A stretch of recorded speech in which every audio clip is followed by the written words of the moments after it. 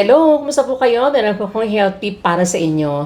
Alam ba ninyo na ang ating ihi or kulay ng ating ihi ay nagpapakita kung tayo ay merong sakit sa atay?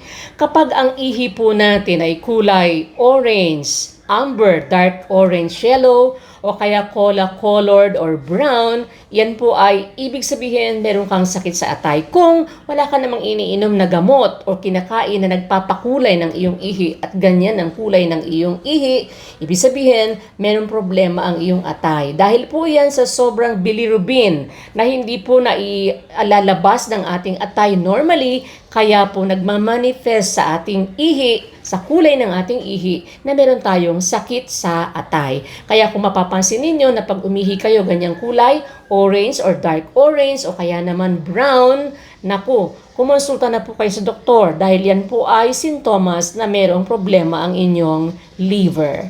Sana po may natutuhan kayo. Don't forget to comment, follow, and share. Maraming salamat po.